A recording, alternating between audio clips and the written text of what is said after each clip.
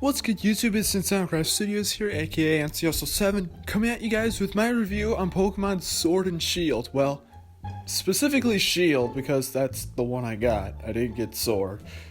So let's go right into this. Now, you may as well know that I am not a big Pokemon person. I haven't really played any of the games. I played a little bit of Pokemon Blue on someone else's Game Boy, and I did do Let's Go Pikachu, which I made a review of a while back. So, this is another start to see if this Pokemon game lived up to it. So, I'll go category by category, and we'll start off with the presentation. Now, this is pretty much the first HD good-looking Pokemon game, and it kind of shows. Now, it does use the same art style as that of, like, Let's Go, but it's definitely a lot more improved. The world looks a lot better. It looks more detailed and whatnot. And, yeah, there isn't really a lot to say. The game just looks nice. Except, I don't know who the hell designed the trees. Seriously, they come straight out of Ocarina of Time.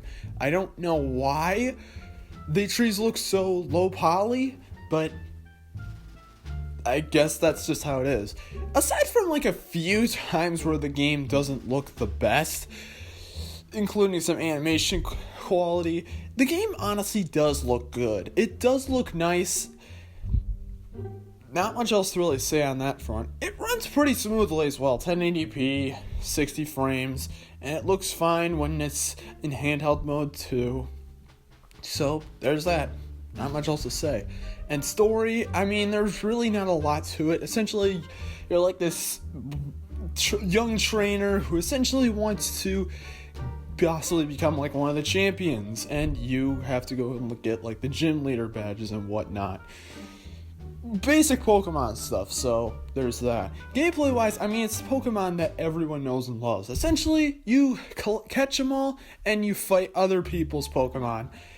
There's really not much else to it other than it really is fun to play this game. I gotta be honest, it's just fun catching the Pokemon, and it's just so satisfying when you're able to kill someone else's Pokemon and make them lose the fight. It's just so much fun, and again with the visuals, I think it just makes the game look really nice. Now, one thing that I know a lot of people are going to mention, and I'm going to just mention it here, the National Dex is an error. They cut a lot of Pokemon, but the thing is, they still have a lot of Pokemon in the game. If your Pokemon didn't make the cut, I'm sorry, but this game still has so many Pokemon, it really doesn't anger me that much at all. So, there's that.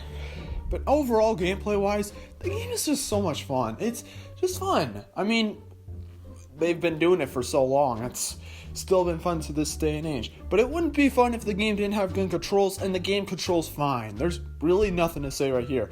I will say it is one step above Let's Go Pikachu and Eevee, because it actually lets you play with a Pro Controller in the way you'd want to play. So, there's that. Not much else to say other than that on that front, other than Game Freak understood what good controls are.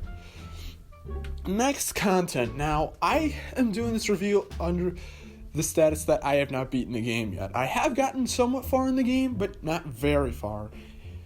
Content-wise, I mean, there isn't really a lot I can say on that front. Does it meet the quotas for $60? Yeah, I don't know. Probably not, is my guess. I would say like one of the other Pokemon games on like the 3DS, those games costed $40, and from what I've heard, those things have a lot more content. However, that's just from what I've heard. The game does have a good amount of content, because I've sunk in around like 10 or so hours, and it's had me going pretty fun. So content-wise, I'll give it a pass. Soundtrack-wise, I'll give that a pass. It's not the most interesting stuff. It doesn't keep me listening to the soundtrack or anything. Nothing stands out, but it's good to listen to. I mean, it's better than Yoshi's New Island soundtrack, so I'll give it a pass there. And now on to my final thoughts. Honestly, I think this is a fine game. I don't think it's a perfect game, because even though I didn't really get very nitpicky and whatnot, it's really just, there's really not a lot of nitpicky stuff to say. We just wanted a little more, is probably what most people are thinking. And to be honest, do not hate on this game. I've seen so many people, especially during the pre-release period for this game, just throwing hate at this game over and over, and I'll be honest, that is not a good thing to do. I know that they got rid of the national decks. I know the game animations can look a bit jarring. I know that the trees look like they should belong in an N64 game. I know.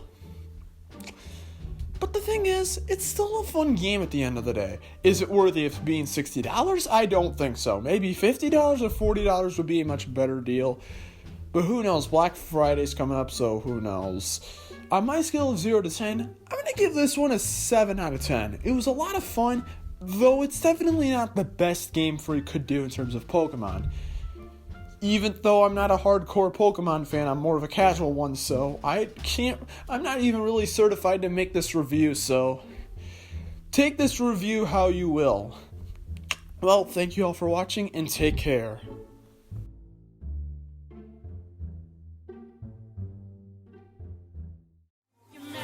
It's showtime! Did you enjoy the show? Well, time for the highlight.